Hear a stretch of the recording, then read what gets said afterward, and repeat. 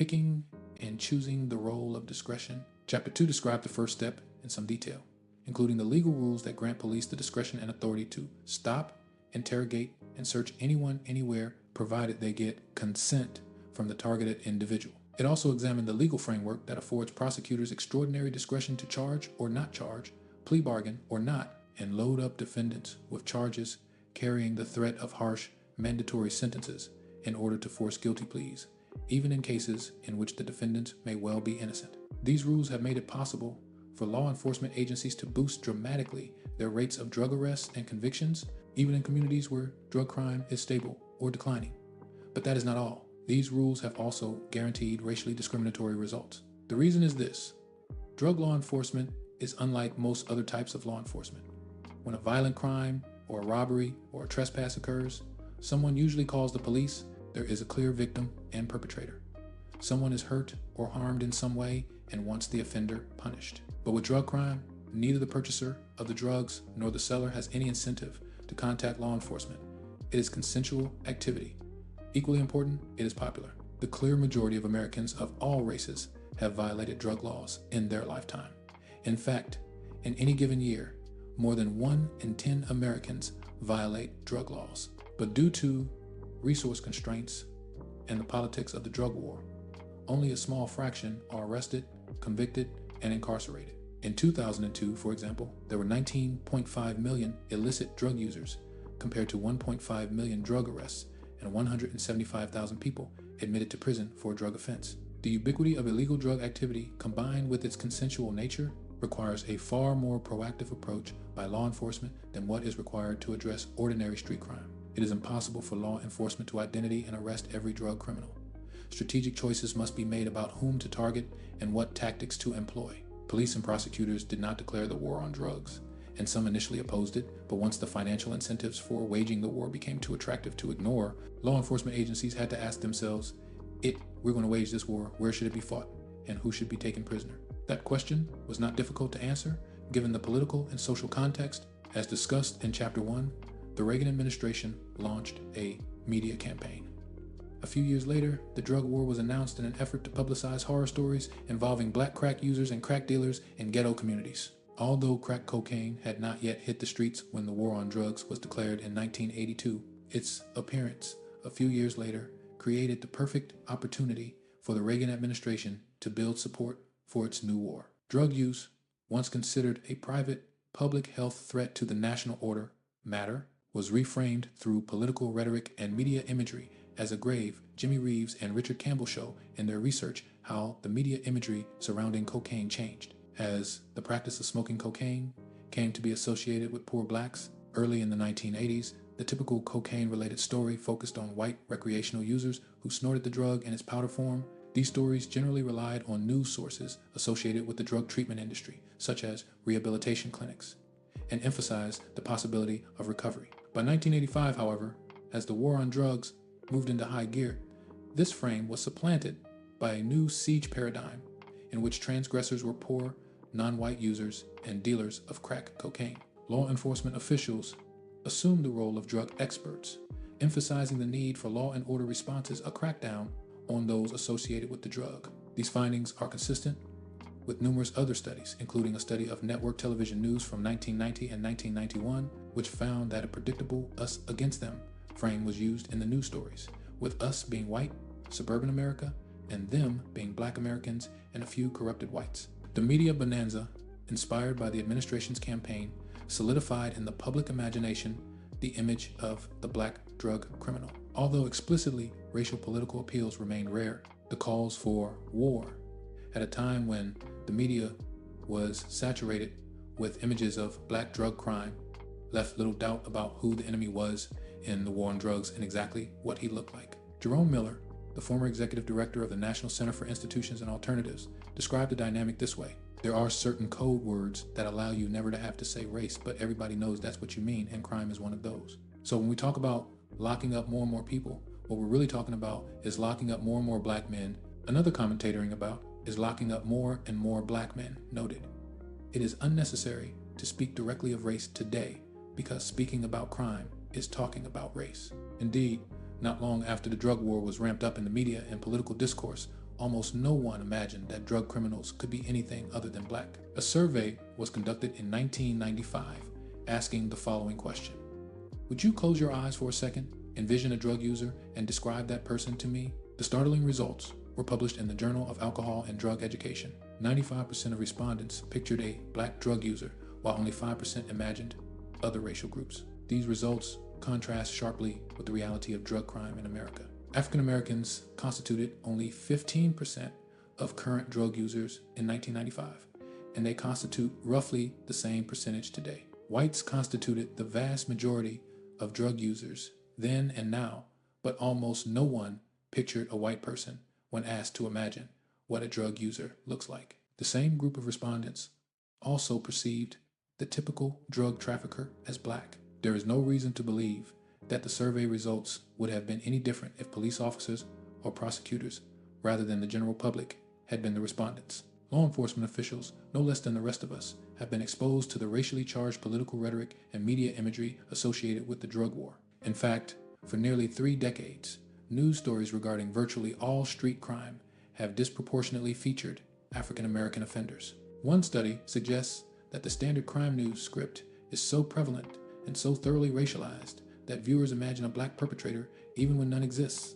In that study, 60% of viewers who saw a story with no image falsely recalled seeing one, and 70% of those viewers believed the perpetrator to be African American. Decades of cognitive bias research demonstrates that both unconscious and conscious biases lead to discriminatory actions, even when an individual does not want to discriminate. The quotation commonly attributed to Nietzsche, that there is no immaculate perception, perfectly captures how cognitive schemas, thought structures, influence what we notice and how the things we notice get interpreted. Studies have shown that racial schemas operate not only as part of conscious, rational deliberations, but also automatically without conscious awareness or intent. One study, for example, involved a video game that placed photographs of white and black individuals holding either a gun or other object, such as a wallet, soda can, or cell phone, into various photographic backgrounds. Participants were told to decide as quickly as possible whether to shoot the target.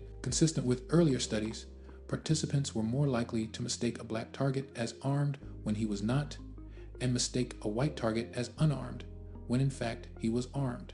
This pattern of discrimination reflected automatic, unconscious thought processes, not careful deliberations. Most striking, perhaps, is the overwhelming evidence that implicit bias measures are disassociated from explicit bias measures. In other words, the fact that you may honestly believe that you are not biased against African Americans and that you may even have black friends or relatives does not mean that you are free from unconscious bias. Implicit bias tests may still show that you hold negative attitudes and stereotypes about blacks, even though you do not believe you do and do not want to. In the study described above, for example, black participants showed an amount of shooter bias similar to that shown by whites.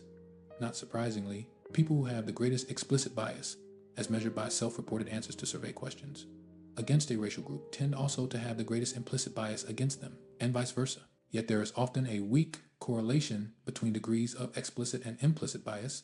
Many people who think they are not biased prove, when tested, to have relatively high levels of bias. Unfortunately, a fairly consistent finding is that punitiveness and hostility almost always increase when people are primed, even subliminally, with images or verbal cues associated with African Americans. In fact, studies indicate that people become increasingly harsh when an alleged criminal is darker and more stereotypically black. They are more lenient when the accused is lighter and appears more stereotypically white. This is true of jurors as well as law enforcement officers. Viewed as a whole, the relevant research by cognitive and social psychologists to date suggests that racial bias in the drug war was inevitable once a public consensus was constructed by political and media elites that drug crime is black and brown. Once blackness and crime, especially drug crime, became conflated in the public consciousness, the criminal black man, as termed by legal scholar Catherine Russell, would inevitably become the primary target of law enforcement. Some discrimination would be conscious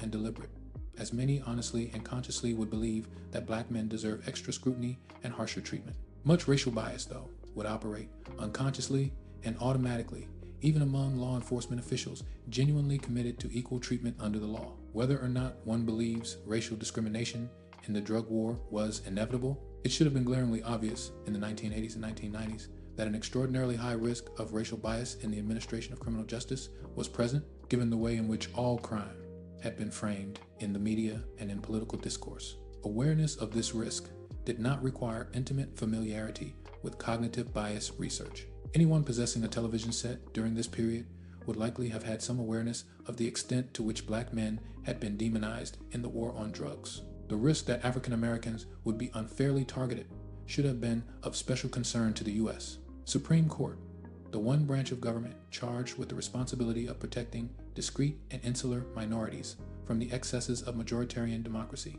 and guaranteeing constitutional rights for groups deemed unpopular or subject to prejudice. Yet, when the time came for the Supreme Court to devise the legal rules that would govern the war on drugs, the court adopted rules that would maximize, not minimize, the amount of racial discrimination that would likely occur. It then closed the courthouse doors to claims of racial bias. Warren v. United States is a case in point. As noted in Chapter 2, the court held in Warren that police officers are free to use minor traffic violations as an excuse to stop motorists for drug investigations, even when there is no evidence whatsoever that the motorist has engaged in drug crime, so long as a minor traffic violation, such as failing to use a turn signal, exceeding the speed limit by a mile or two, tracking improperly between the lines, or stopping on a pedestrian walkway, can be identified. Police are free to stop motorists for the purpose of engaging in a fishing expedition for drugs. Such police conduct, the court concluded, does not violate the Fourth Amendment's ban on unreasonable searches and seizures.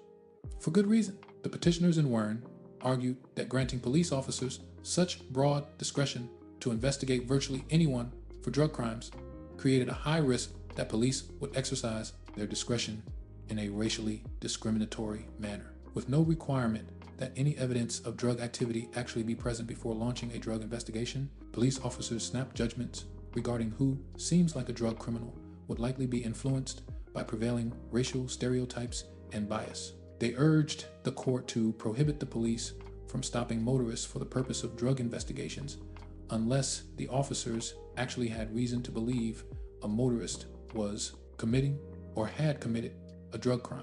Failing to do so, they argued, was unreasonable under the Fourth Amendment and would expose African Americans to a high risk of discriminatory stops and searches.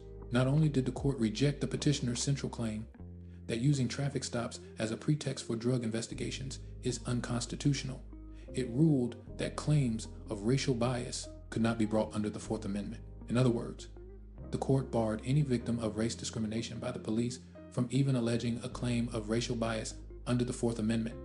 According to the court, whether or not police discriminate on the basis of race when making traffic stops is irrelevant to a consideration of whether their conduct is reasonable under the Fourth Amendment. The court did offer one caveat, however. It indicated that victims of race discrimination could still state a claim under the Equal Protection Clause of the 14th Amendment, which guarantees equal treatment under the laws. This suggestion may have been reassuring to those unfamiliar with the court's equal protection jurisprudence. But for those who have actually tried to prove race discrimination under the 14th Amendment, the court's remark amounted to cruel irony. As we shall see below, the Supreme Court has made it virtually impossible to challenge racial bias in the criminal justice system under the 14th Amendment, and it has barred litigation of such claims under federal civil rights laws as well.